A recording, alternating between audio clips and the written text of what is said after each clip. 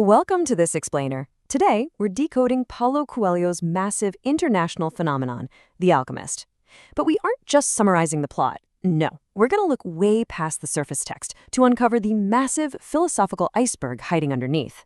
Our whole goal here is to experience this famous story in a completely different way. Not literally, but allegorically. Let's get into it. So think about this. What if the greatest treasure hunt in modern literature wasn't actually about gold at all? What if Santiago's journey across the desert is actually a hidden map for our own lives? If we approach this text metaphorically, I promise you every sheep, every single grain of sand, and every thief is speaking directly to us. Section 1. A real-life metaphor.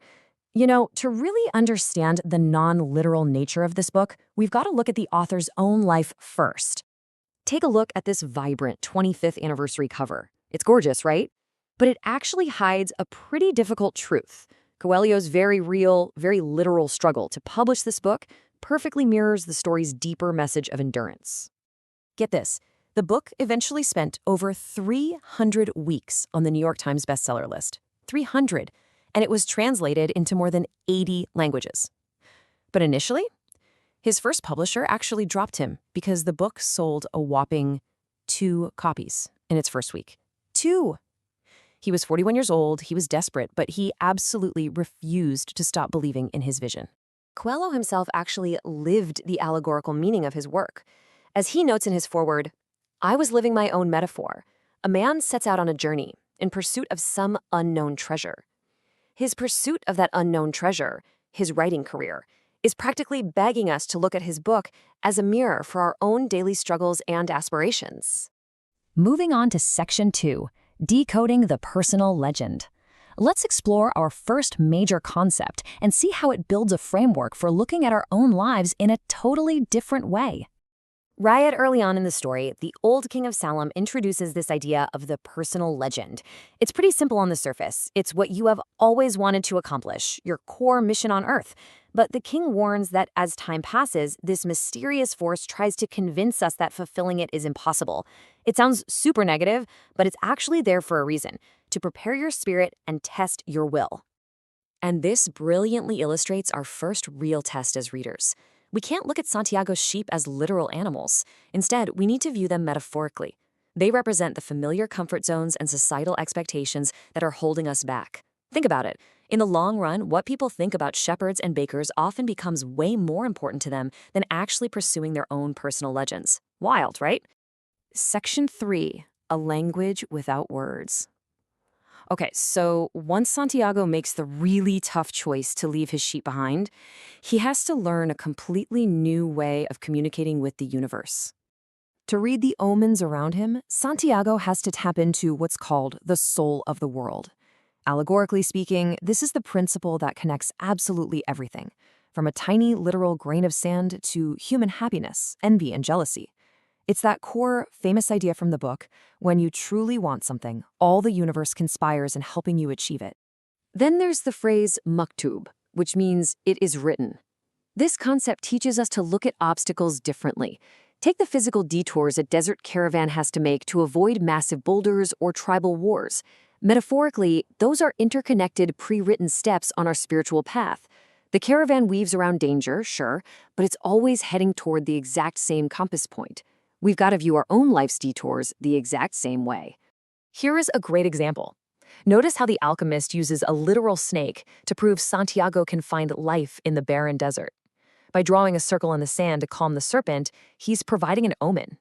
If we look beneath the surface, this isn't just about a neat trick with a snake.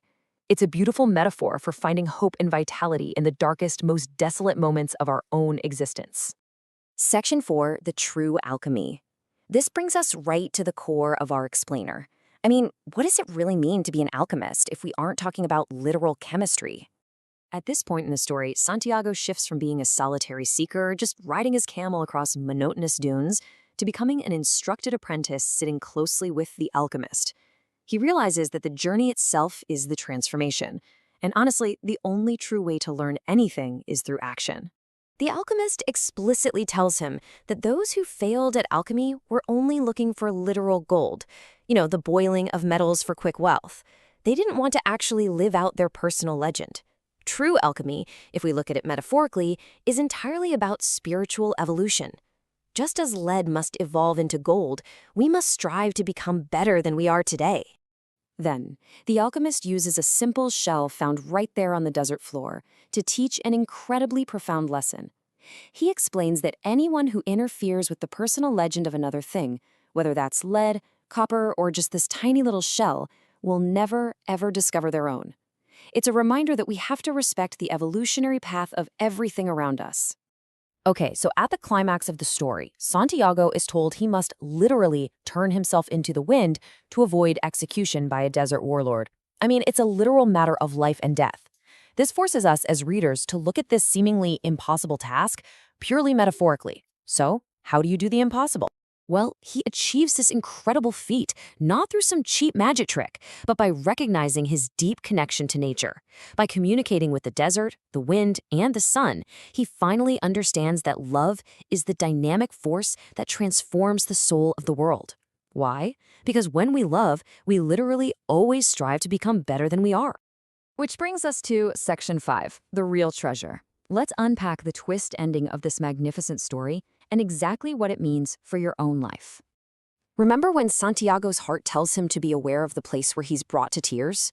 Well, he reaches the literal pyramids, only to be beaten by thieves. But then, in a brilliant twist, through one of the thieves' dreams, he discovers his chest of gold was actually buried back in Spain, right under the ruined church where he started his very first day. Now, if we look at this a completely different way, allegorically, the physical treasure was almost irrelevant. The real treasure was the spiritual alchemy he underwent to get there, meeting kings, working for the crystal merchant, crossing the endless desert, and finding love.